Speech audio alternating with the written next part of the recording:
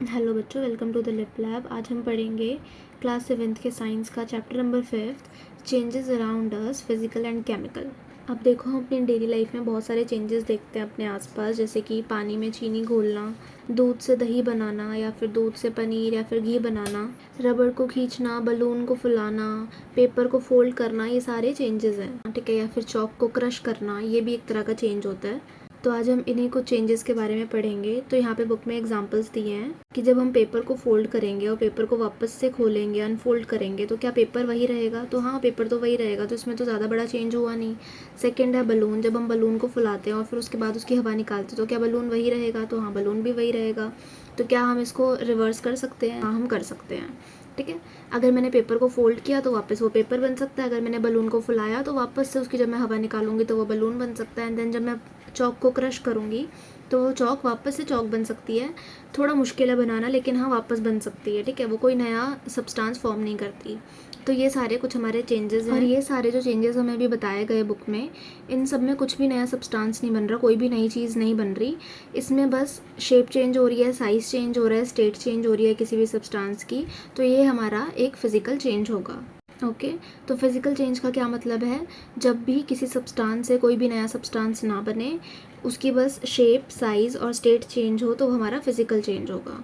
और ऐसे चेंजेस जब भी किसी सब्सटेंस से नया सब्सटेंस फॉर्म हो, उसको हम केमिकल चेंज कहते हैं। अब इसका एग्जांपल क्या है? जैसे दूध से दही बनना। तो दूध एक सब्सटेंस था, उससे दूसरी चीज़ बन गई जो कि है दही, और उसे हम रिवर्स भी नहीं कर सकते। अब दही से वापस दूध भी नहीं बना सकते, ठीक है। तो हमारा एक केमिकल चेंज होगा। और जब भी इस तरीके के चेंजेस में से नए सब्सटेंस बनते हैं, तो उस प्रोसेस को हम केमिकल रिएक्शन बोलते हैं। जैसे कि दूध से दही बनना, ठीक है, दूध से पनीर बनना या फिर घी बनना। अनदर एग्जाम्पल, जब हम चीनी को पानी में घोलते हैं तो वो भी हमारे केमिकल चेंज है, क्योंकि उससे हमने नया सब्सटेंस बना लिया, प्लस हम वापस से चीनी अलग नहीं कर सकते पानी से। अब यहाँ पे लाइम वाटर का एग्जाम्पल दिया है कि हमारे पास 2 टम्बलर हैं, जिसमें हमने टम्बलर ए में पानी रखा, टम्बलर बी में हमने लाइम वाटर रखा, और जब हम स्ट्रॉ से उसमें फूंक मारते हैं, यानी कि कार्बन डाइऑक्साइड उसमें डालते हैं, तो जो वाटर है उसमें तो बबल्स आते हैं, लेकिन जो लाइम वाटर है वो मिल्की बन जाता है, ठीक है। वो मिल्क जैसा दिखने लगता है। तो यहाँ पे उसका सोल्यूशन दिया हुआ है, जैसे कि केमिकल हाइड्रोक्साइड, यानी कि लाइम वाटर में जब हमने कार्बन डाइऑक्साइड को प्लस किया, then it become calcium carbonate plus water. अब लाइम वाटर क्या होता है? तो चूना पाउडर होता है, जो चूना हम यूज़ करते हैं घर में सफ़ेदी करने के लिए, उसको कहते हैं लाइम वाटर। जब हम उसमें पानी मिलाते हैं उस पाउडर में, तो वो लाइम वाटर बनता है। तो यहाँ पे बस उसका सोल्यूशन दिया हुआ था। अगर एग्ज़ाम में पूछे तो ये पॉइंट मैंने यहाँ कवर किया है। अब हमारे पास आती है रस्टिंग, यानी कि लोहे पे जंग लगना। ये हम पहले भी पढ़ चुके हैं क्लासेस में। तो रस्टिंग जो है वो भी एक तरह का केमिकल चेंज है, क्योंकि इसमें जो नया सब्सटेंस है वो हमारे पास है आयरन ऑक्साइड। जो जंग लगती है उसमें जो नया सब्सटेंस निकलता है वो होता है iron oxide. That is why it is a chemical change. Next आता है हमारे पास कंबस्चन। अब यहाँ पे हमें एक एक्टिविटी दी है, पहले वो मैं समझा देती हूँ। इसमें बोला है कि मैग्नीशियम रबर को जब हम सैंड पेपर से साफ़ करते हैं तो उसके ऊपर मैग्नीशियम ऑक्साइड की एक पतली लेयर बन जाती है। उसे हटाने के बाद मैग्नीशियम को फ्लेम के पास लाते हैं, और फिर मैग्नीशियम को हम जब जलाते हैं तो उसमें ऑक्सीजन आता है। तो magnesium plus oxygen become magnesium oxide plus heat plus light. जब मैग्नीशियम जलता है तो बहुत ज़्यादा ब्राइट वाइट लाइट निकलती है, और उसे जलने के बाद एक वाइट पाउडर या फिर कोई ऐश बच जाती है। अब यहाँ पे देखो, ये केमिकल चेंज हुआ है कि बस हमारे पास ऐश बची है, जो उसी को मैग्नीशियम ऑक्साइड बोलेंगे। अब यहाँ पे बताया है कि जो भी केमिकल रिएक्शन में जो सब्सटेंस होता है वो ऑक्सीजन के साथ रिएक्ट करता है, तो वो वहाँ पे हीट और लाइट प्रोड्यूस होती है, जिसको हम कंबस्चन बोलते हैं। और जो सब्सटेंसेस कंबस्चन रिएक्शन में से होकर निकलते हैं उसको हम कंबस्टिबल सब्सटेंसेस बोलते हैं। For example would, paper, cotton, kerosene. अब यहाँ पे एक और एक्टिविटी है जिसमें 2 कैंडल्स चल रही हैं। एक कैंडल को हमने ग्लास से ढक दिया है और दूसरी कैंडल को ऐसे ही छोड़ दिया है। तो जो पहली वाली कैंडल जिसको हमने ढका नहीं है वो जलती रहेगी, और जो दूसरी कैंडल है जिसको हमने ढका है वो बुझ जाएगी। इसका रीज़न क्या है? इसका सिंपल सा रीज़न ये है, अभी हमने ऊपर पढ़ा कि किसी भी चीज़ को जलने के लिए ऑक्सीजन की हेल्प चाहिए होती है। जब हमने कैंडल को ग्लास से ढक दिया तो वहाँ पे ऑक्सीजन की सप्लाई बंद हो गई और कार्बन डाइऑक्साइड उसके अंदर है, तभी वो कैंडल जो है वो बुझ गई, क्योंकि उसको ऑक्सीजन ही नहीं मिल पा रहा, और जो दूसरी कैंडल है उसको ऑक्सीजन मिल रहा है, तभी वो अभी तक जल रही है। और यहाँ पे यही बताया, the component of air that supports combustion is oxygen. अब देखो यहाँ पे ये बताया गया है कि जब भी किसी इंसान के कपड़ों में आग लग जाए, ठीक है, वो फायर कैच करे, तो हम उसे कैसे बुझा सकते हैं। तो सबसे अच्छा तरीका है कि हम उसके आसपास एक ब्लैंकेट को रैप कर दें, उसको ब्लैंकेट से रैप कर दें, ताकि जो ऑक्सीजन की सप्लाई है या फिर जो एयर की सप्लाई है वो बंद हो जाए और जो फायर है वो बुझ जाए। अब यहाँ पे देखो फायर फ्लाइज यानी जुगनू की बात करी है कि कैसे जुगनू जो है वो रात में जगमगाते हैं। इन शॉर्ट, ऐसे लिविंग ऑर्गेनिज्म जो बिना हीट के लाइट प्रोड्यूस करने के प्रोसेस से गुजरते हैं उसको कहते हैं बायोल्यूमिनेसेंस। अब यहाँ पे पूछा है कि क्या कंबशन के लिए एयर ही इनफ होती है या फिर और भी कोई फैक्टर्स होते हैं जो आग लगने में हेल्प करते हैं। बट उससे पहले फिर से एक एक्टिविटी आती है जिसमें हम पेपर को जलाने का ट्राई करते हैं। बट पहले समझते हैं इग्निशन टेम्परेचर क्या होता है। वो मिनिमम टेम्परेचर जिस पर कोई भी सब्सटेंस आग पकड़ लेता है, ठीक है। अब यहाँ पे बोला है कि जब भी हम जलती हुई मैच स्टिक को, माचिस को पेपर के पास लेके आते हैं, तो मैच स्टिक की हीट जो है वो पेपर को उसके इग्निशन टेम्परेचर तक पहुँचा देती है, इसलिए पेपर जो आग पकड़ लेता है। अब यहाँ पे बताया कि कैसे कंबशन के 3 रिक्वायरमेंट्स होते हैं। पहला फ्यूल यानी कि कंबशन सब्सटेंस जो जल सकता है, दूसरा है हमारे पास ऑक्सीजन, और तीसरी होती है हमारे पास हीट जो कि फ्यूल को उसके इग्निशन टेम्परेचर तक पहुँचाने के लिए चाहिए होती है। इन शॉर्ट कि हमें कंबशन के लिए 3 चीज़ें चाहिए होती है। पहला है कंबशन सब्सटेंस जो जल सके, दूसरा है ऑक्सीजन और तीसरा है हीट। और यहाँ पे एक फायर ट्रायंगल भी बनाया है जिसमें बताया है कि कैसे कंबशन के लिए, किसी भी चीज़ को जलाने के लिए हमें 3 चीज़ों की रिक्वायरमेंट होती है। ओके, अब ये सबसे इम्पॉर्टेंट पार्ट है जिसमें पूछा है कि क्या फिज़िकल चेंज और केमिकल चेंज साथ में हो सकते हैं या नहीं।